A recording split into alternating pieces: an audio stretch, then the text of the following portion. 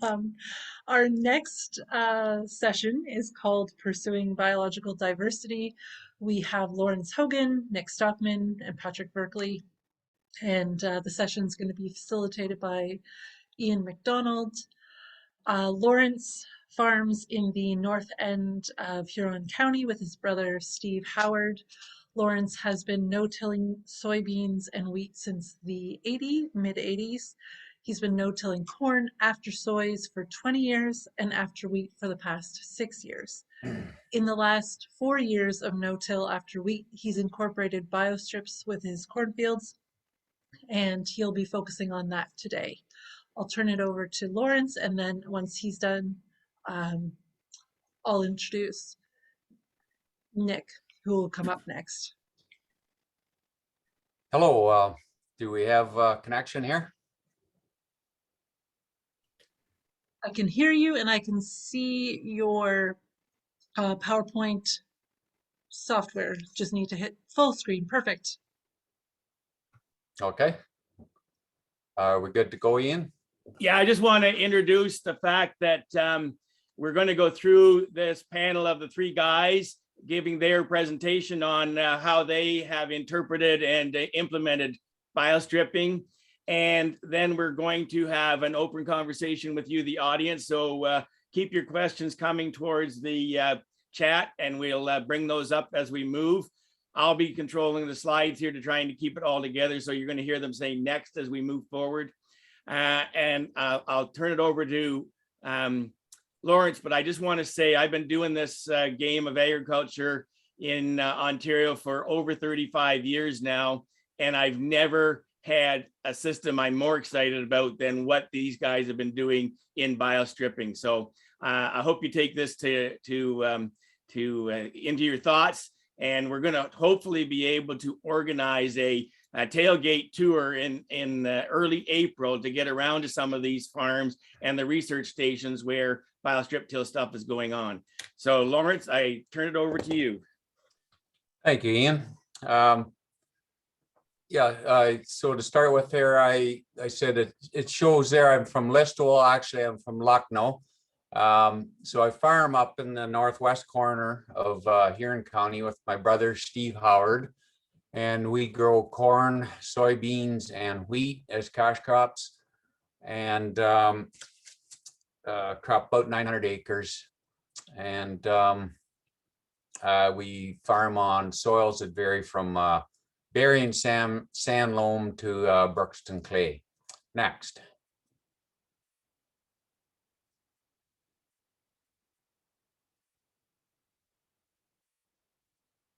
So this is why me and my brothers back in the early 80s got interested in conservation tillage and on to ridge till and no-till. So that once that soil's gone, it's left your field, it's taken a lot of value with it, and it's going to cost you a lot to try to repair it. You'll never rebuild it. Next. So that when that soil's left your field, it's gone forever into the lake, if there's a lake nearby or river system. So this photo was taken 2 years ago in January, the port of Goderich. So with that soil, it took with it whatever was adhered to it and nutrients and pesticides, and at this point it becomes a societal problem, and it can be alleviated if not eliminated. I'm sure that the soil we're looking at in the lake there, none of that came from a field that was covered with a green cover crop, and probably not a field that was even covered with a burnt off cover crop and lots of crop residue on it. So that's why we got started. Next.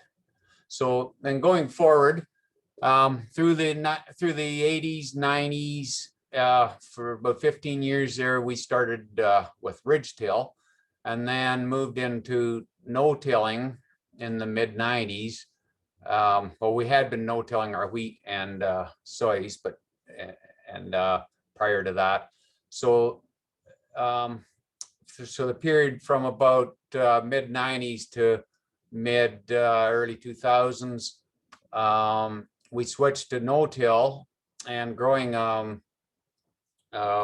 soybeans, and wheat. But we were no-tilling our corn after soybeans, which worked really well, really quite well. Very easy to do that. Because we were having a problem. We weren't able to figure out how to no-till after the wheat stubble. Just too much residue, too much cool soil. So then moving forward into the early 2000s, the mid about 05, we decided that 2 years of soys in 4 years was too many. So at that point, we switched to a 3-year rotation: corn, beans, wheat, and corn following the wheat. But we used an airway / RTS system.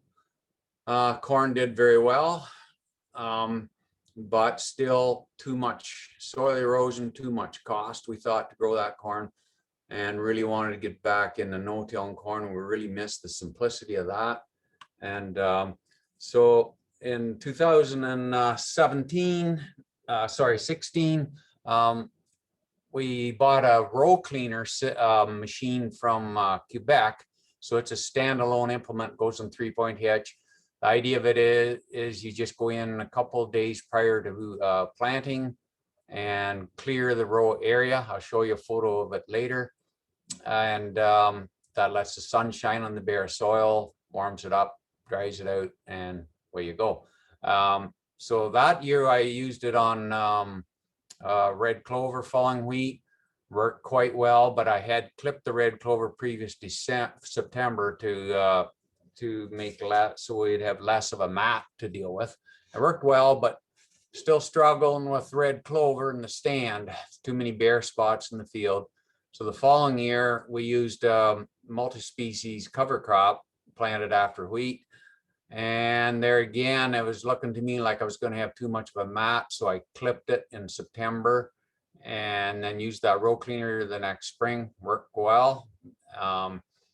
And then we ran into the BioStrip plan, that system, came across it, and just thought that made too much sense to not to try it. So it's pretty simple there. You've probably read as I've been talking here, the corn row strip consists of 2 rows, and in those, so that's 2 rows planted with the drill after harvest, after wheat harvest, as soon as possible. And those rows will be species that tend to biodegrade quickly and definitely will winter kill. And then in the wheel track strip is 2 rows of species that tend to be higher in carbon and do not biodegrade quickly, and some of them which will overwinter. Next.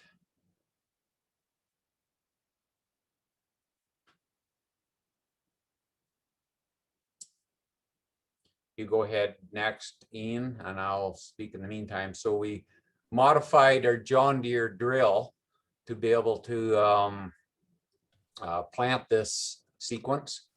We added the sulfured box on the back, so it carries the wheel track mix, and the existing box carries the corn row mix. Worked well. We also use that box for carrying for planting when we're planting wheat, for the dry starter. We had been using liquid starter, and this cut our fertilizer costs about in half that first year. So the most important thing that I think to get across is, when you're harvesting your crop ahead of any no-till crop, is to spread the straw and or chaff evenly, and preferably as wide as the head. Very important. So in this case, it's a wheat field, but we do bale our straw. It's cut very short there. The wheat was down that's the edge of a headland. I think it got doubled up in the end and doubled up in the seed. And but normally we cut it 8 inches high, bale the straw and sell it. Think that helps our no-till system work.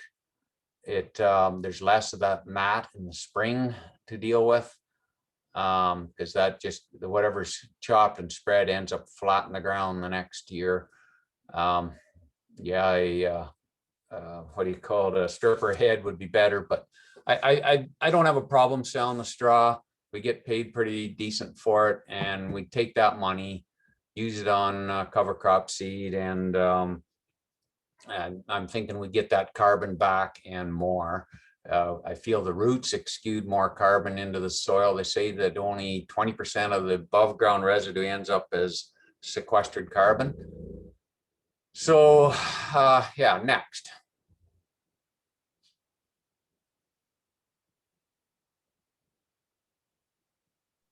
I'm trying, guys. It's slow like molasses. If I had my slides in front of me, I'd know what to say next. So species, we like to have 2 cool season grasses and 2 cool season broadleaves in our mix, as well as 2 warm season grasses and 2 warm season broadleaves at the least. Oh, okay. Did we jump on there, Ian, maybe? Doesn't matter, we can go back to it later. It was a list of the species, I think. Oh, maybe I'm wrong. Okay. So this was our first try at the biostrips. You can see in the corn row strip there, that's mainly radish.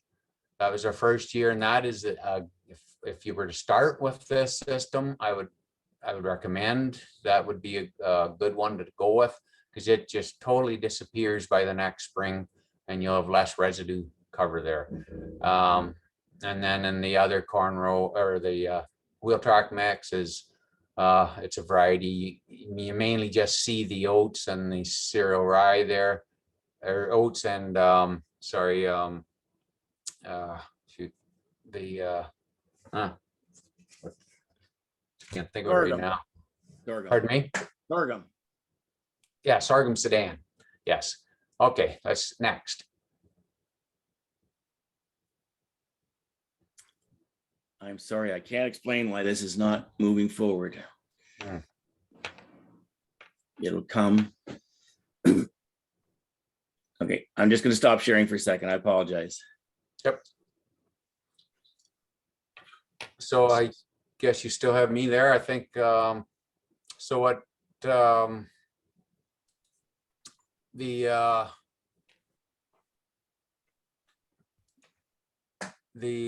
was going to say, so the covers, the mix that we're using now consists of about there we are right there. So we got about 15 of them, and we've been using very close to the same mix for the last 3 years, 4 years, I guess. The only difference is the flax there, we put it over into the corn row mix. Don't want to spend too much time on this. We got to keep going through. So next. So that cost there has stayed about the same in the last 3 years. Yeah, so the warm season species, we like them because of you make full use of that hot sun, long days in August right through till, well, at least the middle of September. And then after you get that first frost, the cool season species will take over and make better use of the cool weather. So it's a thing of being able to make full use, get as much root growth. I really think the root growth is the big thing, more so than the top growth. Top growth is great for protecting the soil, but I'm just not sure how much of that carbon to keep.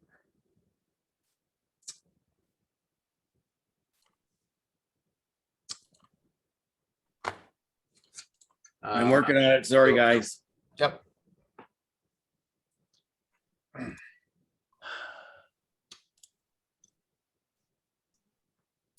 So we've we've been really happy with the system.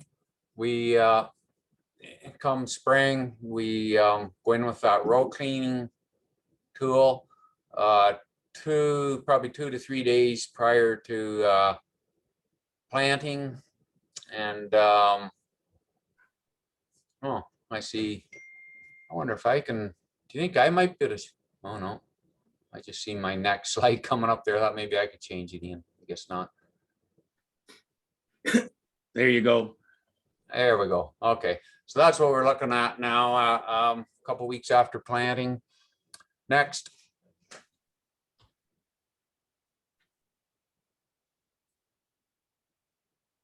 And a couple weeks later again.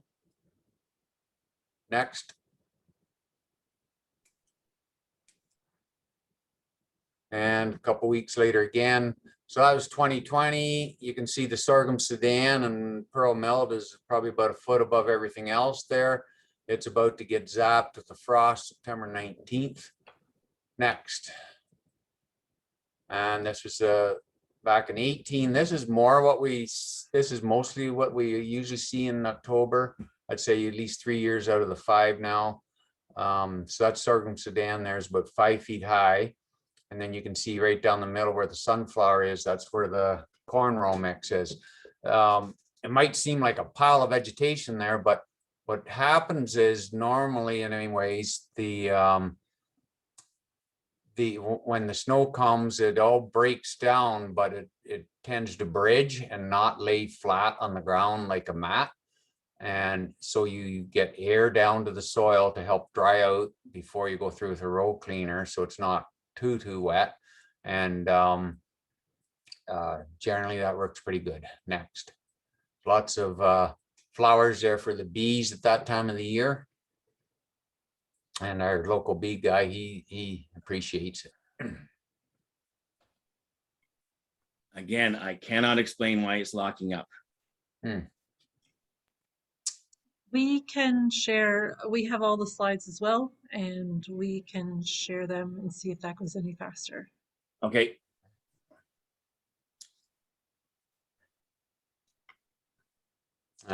So the that, oh, we jumped a few ahead. You want to go back about 2 or 3?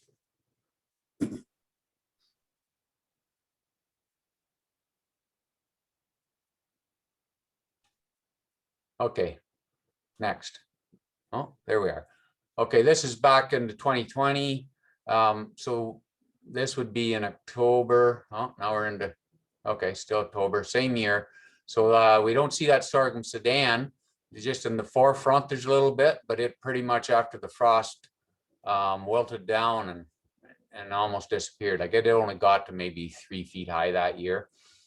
And so here you can see the bio strips are, the faba beans there are quite pronounced, and so that's our corn row strip for next year. With you mainly see oats in the center, but that's only because they're the tallest. Next. And there's the same, that's the same field, same year. This is December, and still lots of green there, lots of biodiversity above and below the ground. Next. Still, you can see some Phacelia flowering there. So some years we have to use this. We use this, I should say, to spray out the volunteer wheat in the swaths. So we band spray. We're only spraying where we're going to plant the corn, about a 12-inch strip, and that's worked well for us. Next.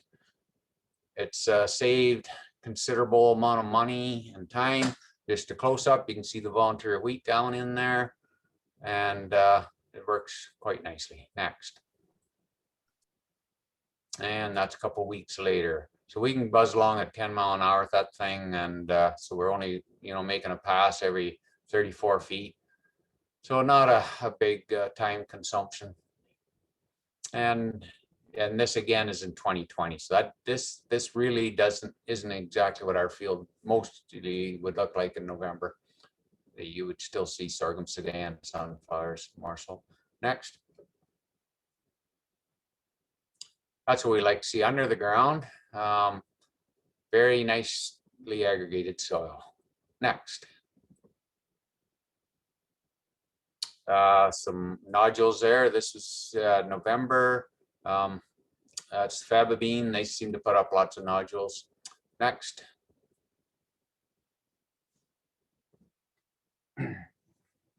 And right into January, we've got biological activity down in the soil. See that little worm there? He was still wiggling. At least when I pulled him out, he was. He was only about 2 inches deep. You don't normally see worms that shallow that time of year, but we had a little bit of snow, maybe 3-4 inches, enough to insulate, and nice to see. Next. And our hawk is looking for his next meal on the above ground livestock. We've had mice, but haven't seen any damage from them yet. Next. So that's the row cleaner I was referring to. So we'll go in the field just a couple days ahead of planting. Usually we sort of judge that by what the weather forecast is. So this is a 16 row. We pull it with our 90 horsepower tractor. We added lift assist wheels to it to be able to lift it, but power consumption is minimal. We can pull that 6-7 mile an hour at half throttle. So very, very low fuel usage and very low compaction. Next.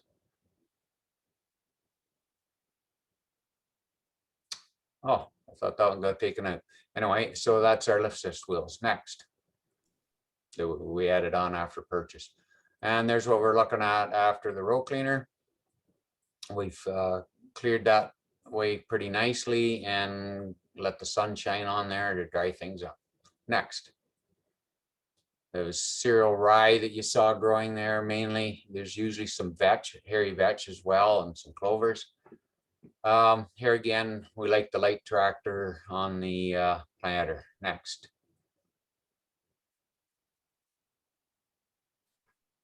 We don't have any need for 4-wheel drives in any of our field operations. We sort of like that. We keep the tractors lighter. I'm going to go through this really quickly. So we're dropping dry fertilizer, and then also 28% / ATS mix right in behind, 2x2. And then you see the row cleaner there, which really is hardly necessary anymore, but we just tether that along to clear away any straw, any residue that's still there. And we've got the Delta Force system, which I like as well. Next. So we'll have to buzz through these. Sorry, Lawrence, but we'll have Okay.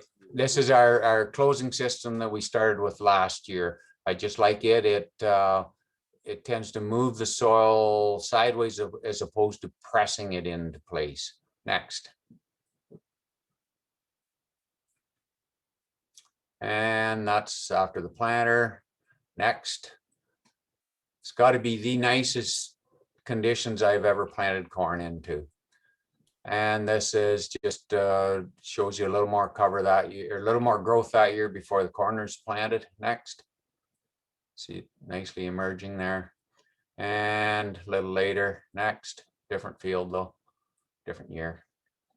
And a month later, next. And so July 1st, this is the year that I planted a no-tilled into the multi-species crop. Just grew terrifically. But we've been even happier with the biostrips. And so let's move on. Next. That year, the corn yielded 19% better than my previous 10-year average. And 2 more years since, I've jumped up another 10 to 15%. Here again, I just want to enforce that, get that straw and chaff spread. Next. Easy to do with a 20-foot head. So we started down this journey to alleviate or hopefully eliminate soil erosion. We found through the years that we were saving a lot of money in the planting part of it, or soil preparation part of it, and also seeing our soil health improving, and been very happy with it. We're ready for the next generations. Thank you. Feel free to contact me anytime you like. I love talking to other farmers. I always learn from whoever I'm speaking with. Okay, thanks so much, Lawrence. And Jess is going to pull up Nick's talk and let continue to navigate for Nick. Yeah, and just as that's happening, Nick is a livestock and crop farmer in Middlesex County. He has had a long-term involvement with the Middlesex Soil and Crop Improvement Association on the Strathmere Lodge demonstration farm, and Nick states that soil health is a long-term investment. He is currently partnered with On Farm to trial biostrips. So Natasha is just probably pulling up Nick's slides. Jessica, just so you know, when I share the slides, I won't be able to do the spotlight. So if you can take that over for me, that'd be great. No problem. Thanks, Jessica and Ian. It's been really interesting this morning already. Discussion on all the different things. I found it very informative. Lots of things that I've experienced that other people are talking about. And so it's great to share all that information. I'll just talk a little bit about my experience with biostrips next.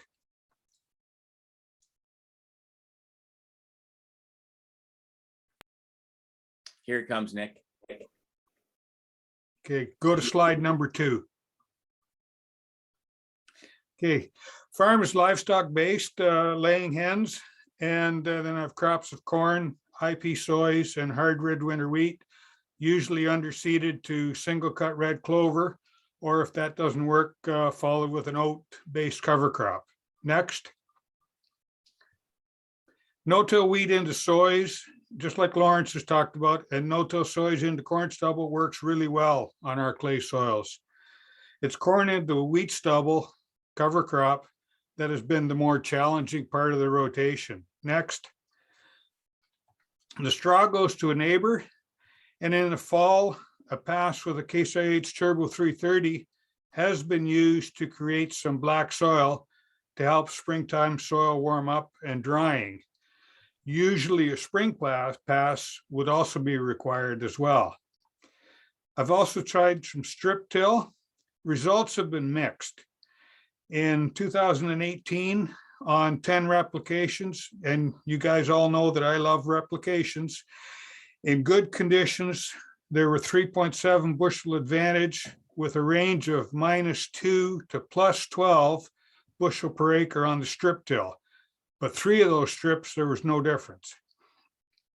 In 19, with tough conditions in both the fall of 18 and the spring of 19, the difference was only 1.3 bushel advantage strip till on 4 replications. So really wasn't where I wanted to go. Next slide. The thought with trying biostrips is to have the plants and roots do the tillage for me. And with good species selection, have the future corn row with minimal residue in the spring, while the wheel track might still have living plants and roots to help in moisture management. Next slide. It's a work in progress. The farm is site number 4 in the on-farm project, and the link to the on-farm project has been shown previously, which is a collaboration of OMAFRA, Ontario Soil and Crop, and the Soil Resource Group, working on measuring soil health improvements on different farms across the province, as Adam mentioned this morning. In the summer of 20, tillage radish was seeded into next year's corn rows, into a good catch of single cut red clover. The radish only did well in the poorer clover areas of the fields.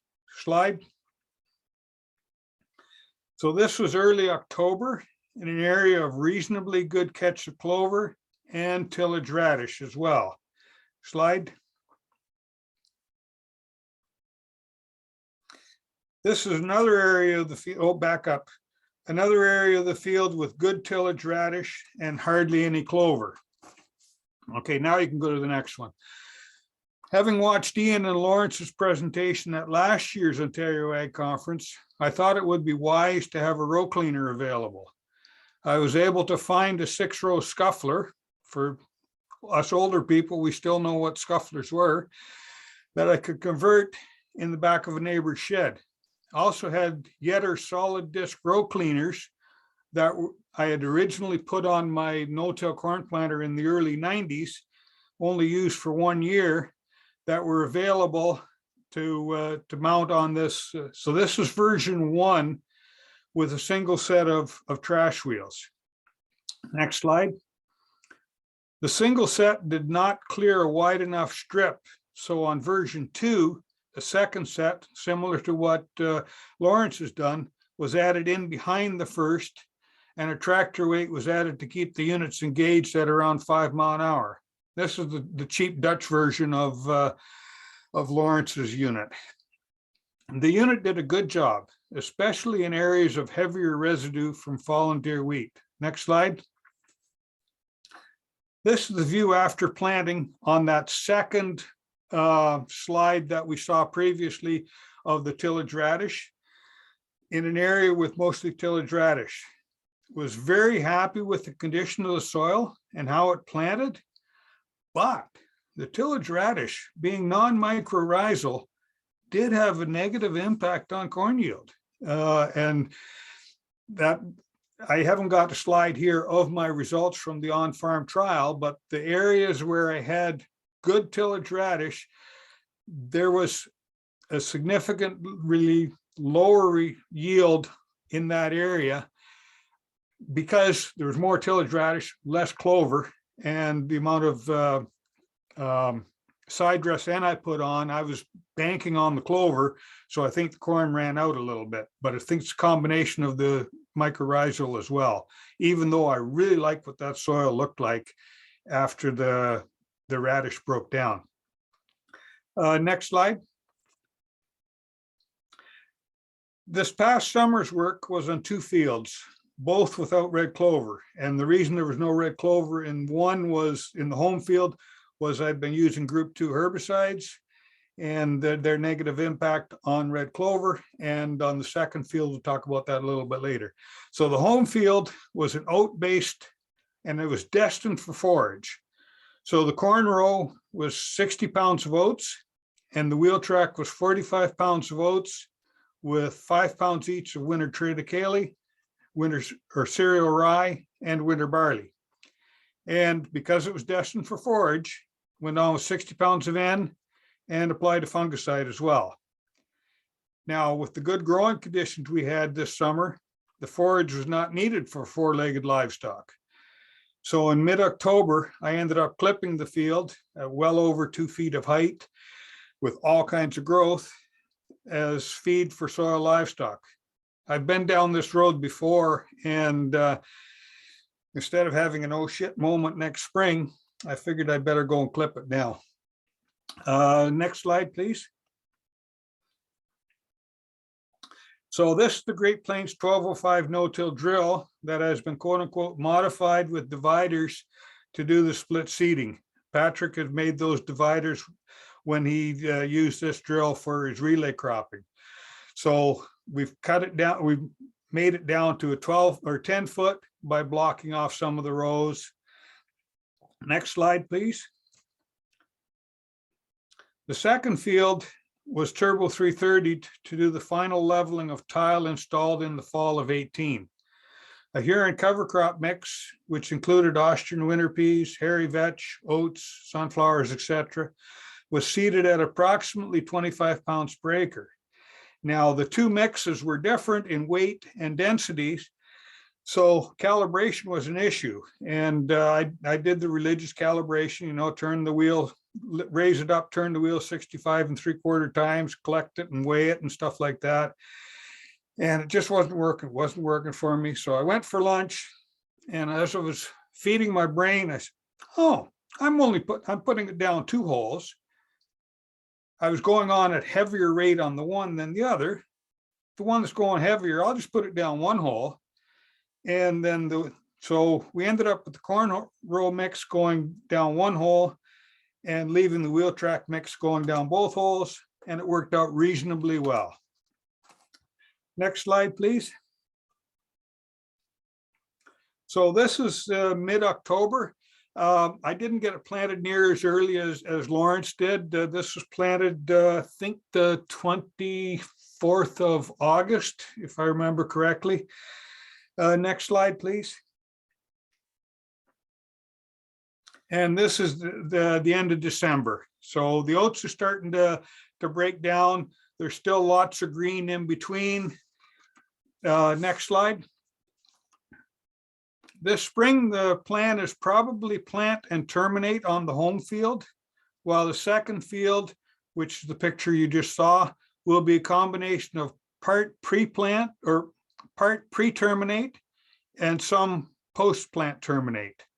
Actually, that's also going to be the field that's probably going to have my 60-inch corn this year. So we'll just have to see how it works out. We'll have to see what the field looks like coming out of the winter, what has survived and where. There's more volunteer wheat in this field. So depending upon the spring, there may be more pre-terminated than post-terminated. Slide 8, next slide, please. As mentioned earlier, I'd like to get the plants, roots, and the soil livestock to do the quote unquote tillage for me. Lawrence has much more experience and has his preferred mix. I'm still learning what works on my soils and may not have access to all the species, especially depending upon availability.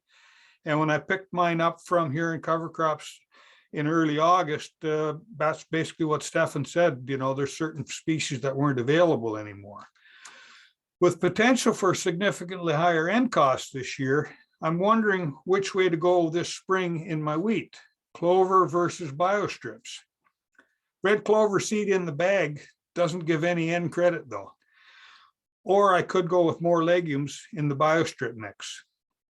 On the slide, it says that good tractor guidance is a definite asset. On my operation, RTK makes absolutely no economic sense. But boy, is it nice to do plot work. And Patrick likes it as well for all his trials. Next slide. If we're looking for an instant reward or return, soil health and biodiversity does not do that.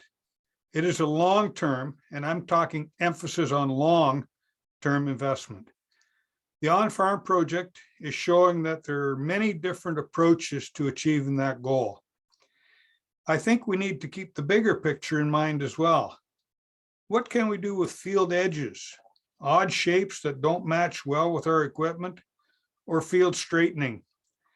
Would they be quote unquote more productive as natural areas or seeded to pollinator mixes? Next slide. At the end of the day, yield is still an important component for economic sustainability.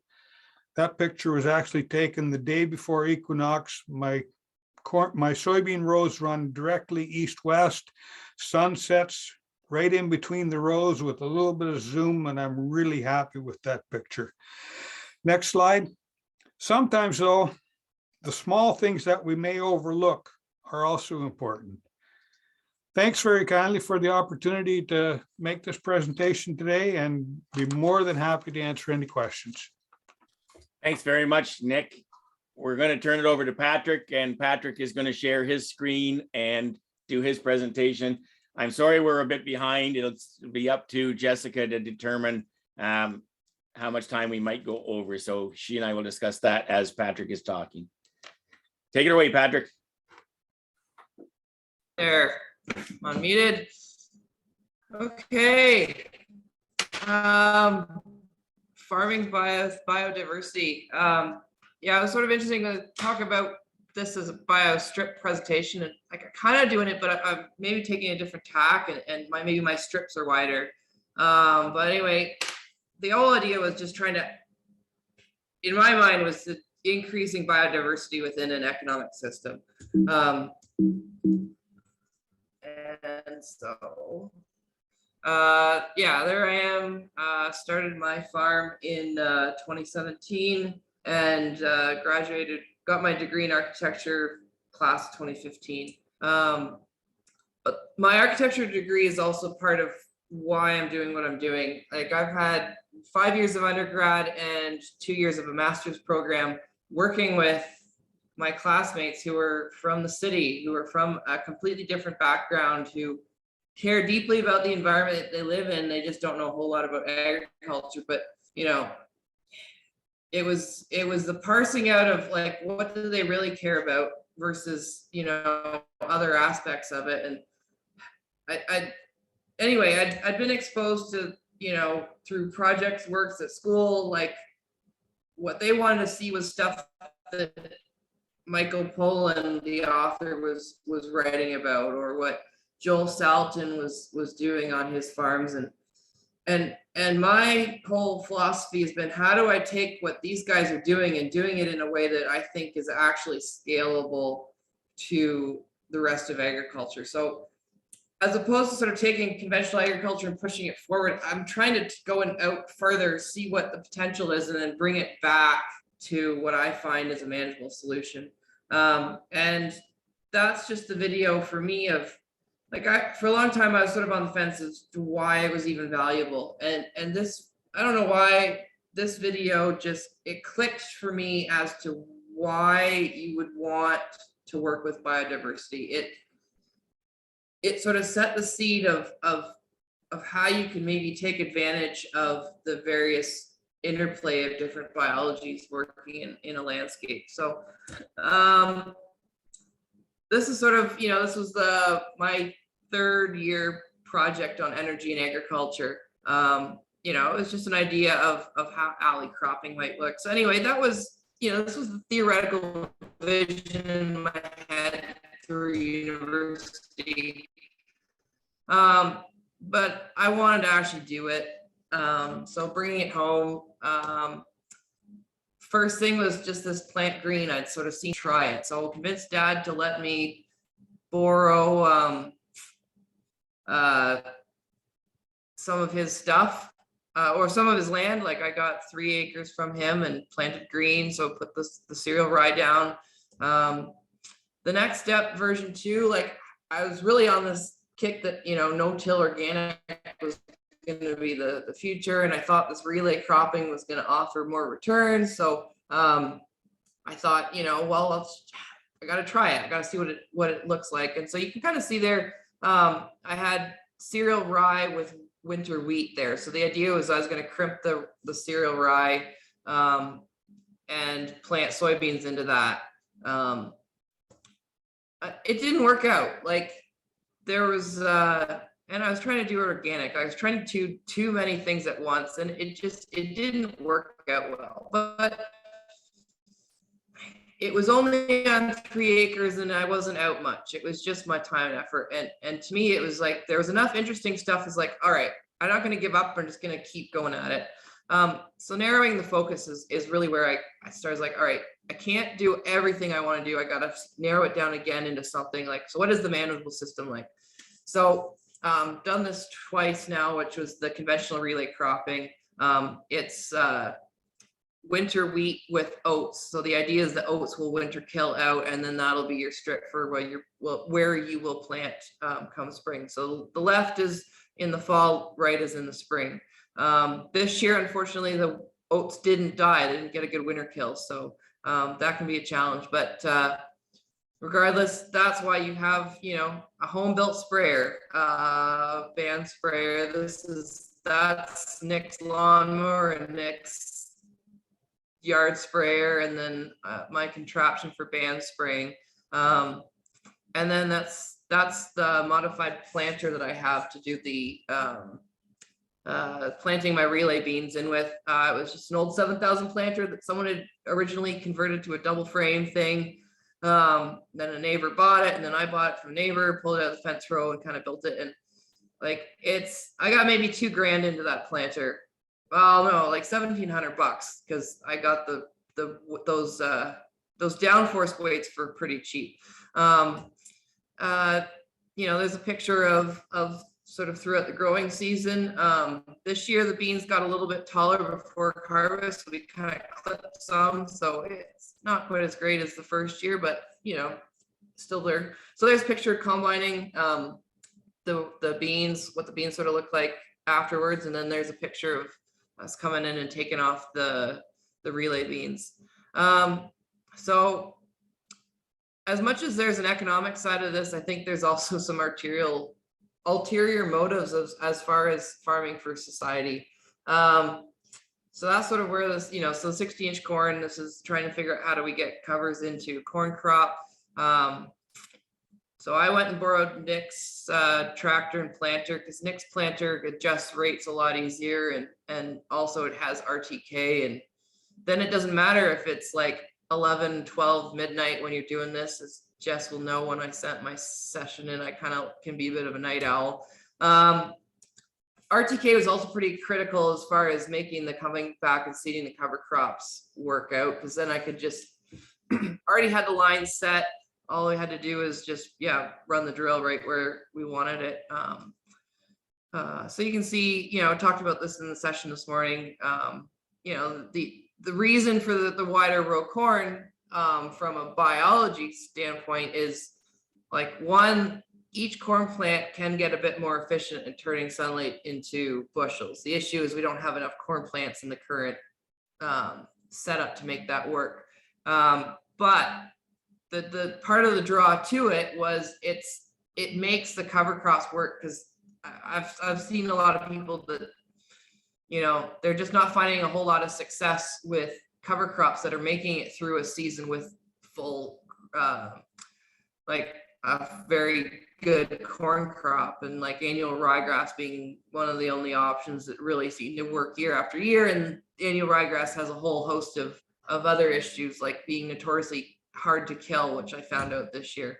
And you know, this was sort of an interesting, this is really tough ground here on the picture on the right. Like the crops haven't done there very well since I bulldozed to build the chicken barn.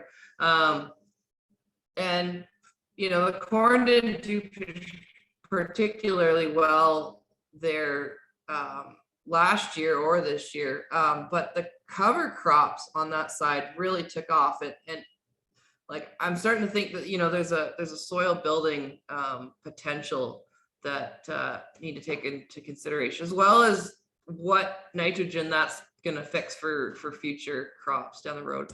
But there's also, it's just it's the ecosystem I'm creating. Like we were talking about having to maybe take a farmland out of production in order to build pollinator habitat. Well, this is a way to build a pollinator habitat without having to do much of anything, and actually kind of, you know, getting the benefit of nitrogen fixation and soil health. Like instead of having to segregate all these things out, it's, you know, how do we combine them together? So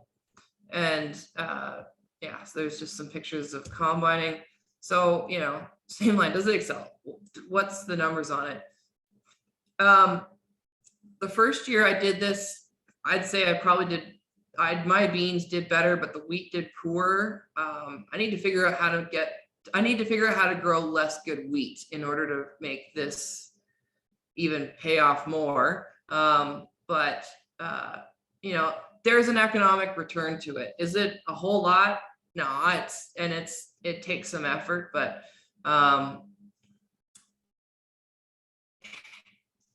we'll get to the why later. The 60-inch corn, it's not paying off yet. It's like, I'm still learning. And if you were listening to the session this morning, you know, it's not economic yet.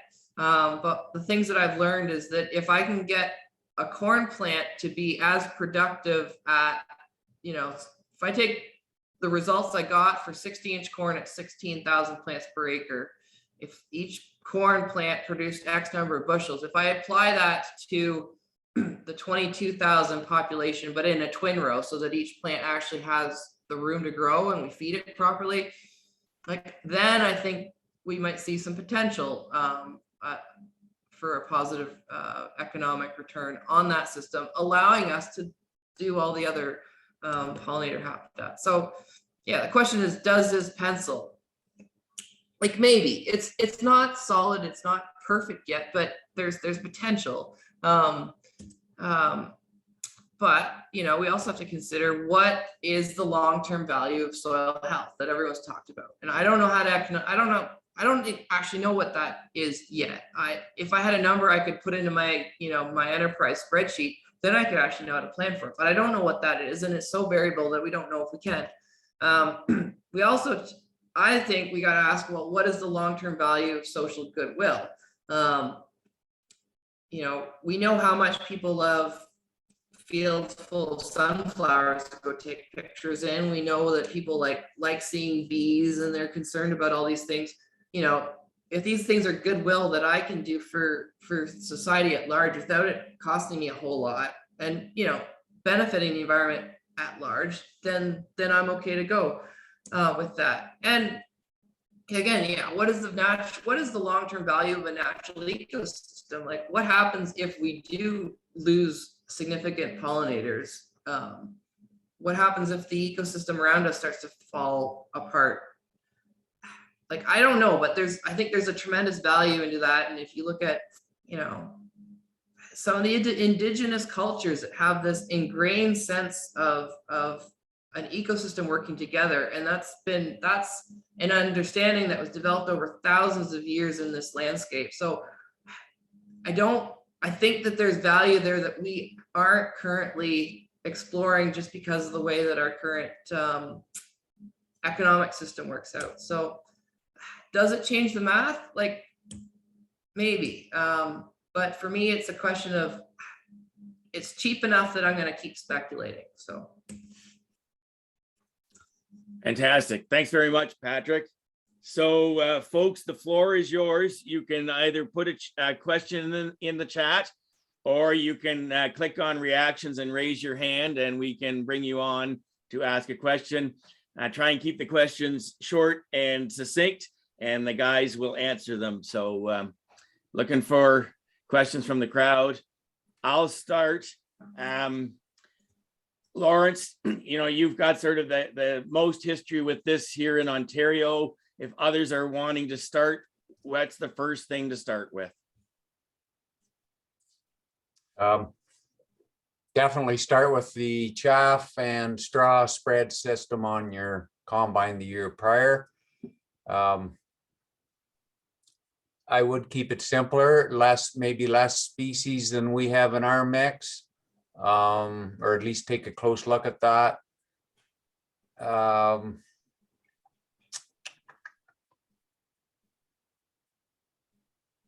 Yeah, if you wanted really simple, go with the tillage radish, but now I think about what Nick had said on that. We didn't see an issue with it the year we grew it. We just discontinued it because we were concerned about field tile on our spring fed tile roots. So that's all I got. Thanks, Lawrence.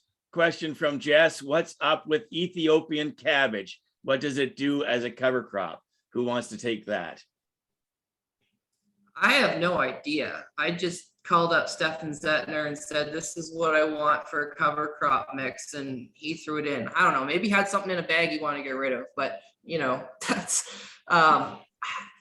my philosophy on some of this is that there's just so much to know that just find good people that know it and just kind of trust them. Like, I just say, this is what, Stefan, this is what I want. I don't really care to do all the research to figure out what perfect mix of cover crops I want to go in at. Like, I know generally speaking that I want that. Figure out what it is and just tell me what rate to throw it in at. Okay, Patrick. So question again, back to Lawrence, and I appreciate if Nick would answer it too. Are you ever going back, Lawrence? Or is this where you need to be, or are you looking forward or backwards? I'm not looking backwards. Very happy with our system at this point. We've got I guess four, well, actually six no-till corn or 5 no-till corn years done, and 4 with the biostrips. Totally pleased. Learn a little bit. Every year's different, but so far, no disappointments. Nick? I'm liking what Lawrence has done, and that's where I'm basing a lot of my experience from. From the 1 year experience with, minimal quote unquote success, I want to make this system work. And I think that's a big part of it. And that's been discussed before too, having that open mind to actually say, hey, let's make this system work. And, Lawrence has significantly more species, variety. I'm down, we'll see this spring what stuff looks like. And, it's a continuous learning experience. And what do you think your next step is in your progression, Nick? I'd like to refine the species mix a little bit more. That's why I did the 2 fields this year, simply because the one wasn't going to work quite as well with some of the clovers. And yeah, and of course I'm throwing the 60-inch stuff in there too, because Patrick's kind of convinced me to help him out on that sort of thing. So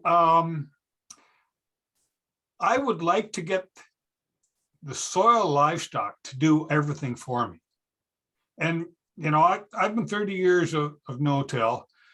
I walk out into my clay soil in the spring, and, when it's still actually it's too moist to do anything, and you stamp your foot and you can just hear the worms, just move and stuff like that. And you take a look at, and one of the people from On Farm actually had a picture where they went in and, they're into my fields on a fairly regular basis.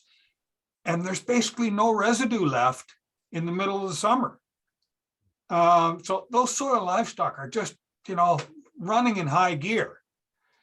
And if I can utilize them to get my corn yields back up to where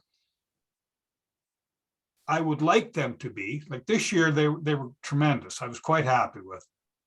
But there's been years after wheat that it just does not work well. And that's where I'm thinking this biostrips, proper species selection, soil biology will give me that area to plant into. And if I need to, go in with the row cleaner, and there is no set recipe. Understood, and thank you. Good question. One thing, Lawrence, just talk a little bit about managing the volunteer winter wheat after you've harvested the wheat crop relative to the success of getting the biostrips the way you need them to be. Oh, so yeah, managing the winter wheat. So that's the one reason that we like to get in ASAP after wheat harvest, is so that the cover crop gets that jump on the volunteer wheat. If we're delayed and we get a rain between harvest and planting, then most years the wheat will get that jump on the biostrip cover crop. So some years we do spray, go in with glyphosate. It's usually about the day of planting the cover crop, or maybe the day before. And that's usually just to get volunteer wheat. If there is weeds, we will spray, but that isn't very often the case. So that, yeah, that's the thing. And I just feel that the sooner that cover crop is planted, the more hours of sunlight you're going to harvest, and that those hours in August are worth double of what they are in even September, I think. So yep, that's what we do. I think another thing to mention there is the wheat usually waits to germinate till after you've done the Roundup pass. Correct. So Yeah, Patrick, for yeah. you, you've done the relay cropping, you've done the 60-inch corn, you've seen what Lawrence and Nick have been doing on this biostrip concept. What's your next step? Similar to theirs is keep refining it. Because I don't, and especially on mine, like the stuff that I'm doing, it's just so far more in the R&D side of things that it needs, I don't know, it's like Tesla in like 2004 or something. Like it's, to me, there's potential there, but like it's not competitive yet. But I don't know, Elon Musk's done pretty well for himself, so we'll see if I can, you know, keep that going, but it is keep going. And I think, like, I don't do this on all the acres, so I think the stuff that Nick and Lawrence are doing is stuff that, you know, maybe that I'll look at as you know, stuff we maybe do it at, you know, my dad's or maybe most of my corn acres or something. Like it's a lower risk threshold than what I'm playing with, but it still kind of gets to where I want to be looking at. And yeah, and interesting, like, side note, like one of the things I'm thinking about for maybe a plot on Dad's place next year is reducing population of corn still on 30 inches just to get a better cover crop growth. Because I've seen in my own trials that, you know, I think that there's potential there. So anyway, that's sort of things I'm looking at. Nick, can you see the chat? Yeah, Okay, so then can you or Lawrence talk to Charles's question? How deep do you plant the cover crop seed and how do you get the mix to remain properly mixed? yeah, good question. Basically, the planted at a happy medium. So yeah, you're going to get some of the smaller seeds maybe a little too deep. You're probably going to get some of the bigger seeds not quite deep enough. Doesn't matter where you plant it. If you get a half an inch of rain the day after you planted it, that's just like throwing soybean seeds on the surface. You know, you get the right rain and away they go. Look at how many soybean seeds germinated this fall before wheat. As far as maintaining the mix, in my case, it wasn't too bad because it was fairly consistent. In Lawrence's case, yeah, I think he goes in with a drill and kind of remixes it. Yeah. Take it away, Lawrence. Yeah, so on the seed depth, I'd say we aim for 1.25 inches, which I would call happy medium. It's you'd like your, say, faba beans deeper than that, but you sure don't want, you know, clovers and facility and those wee small seeds deeper than that. Yeah, and so our one mix, the wheel track mix, it's fairly consistent. Not a big issue with it settling out, but the corn row mix is quite a variation. So we switched it to put it in this past year. We put it in the original drill box, so the seed depth wasn't near as deep, and found that worked better. Still use that auger on the cordless drill periodically, but not nearly as necessary as it was the previous years. Very good. One question for you, Patrick. I was surprised when I looked at your slides and saw the populations that you were going at with the 60-inch corn. And would the next step in that research be twin row 60-inch at a more normal population? Yeah, that's the plan for next year. I think, well, if I'm doing twin row, I should be able to actually bump those. I should be able to bump those rates up significantly, because then I can still Like I could probably get up to 44,000 plants per acre in twin rows, because I can get about 22,000 in 60s. Look, 44,000 is about as high as Nick's planters would go. So if I'm doing twin rows, like I think I can still get that. I think that's probably still getting too narrow. I think if we're more at that 34,000 plants per acre is the max. And I think I may see what happens and I'm going to see what happens at 22,000 as well. Just, I think 16 is probably a bit too low, but see what the potential is. Very good. Okay, so there's no other questions there. I just want to mention a couple of things. Farzana Yasmin, who's on the line here, is a graduate student at the University of Guelph Ridgetown campus, and she's working under the supervision of Laura Van Erd, which everybody knows. And Laura and Farzana, working in partnership with Josh Nazalaski at main campus, are looking at some research exploring biostrips versus no-till versus strip-till with and without perennial species or overwintering species as part of those different things they're looking at, including cover crops. And so that, in conjunction with Lawrence and Patrick and Nick and a couple of other guys throughout the province, we're hoping to have a sort of tailgate tour in early April to go and look at some of these fields and have the researchers or the farmers here available at a defined time window to entertain questions and talk to people about what they're doing. Because again, the visualization, really seeing it works.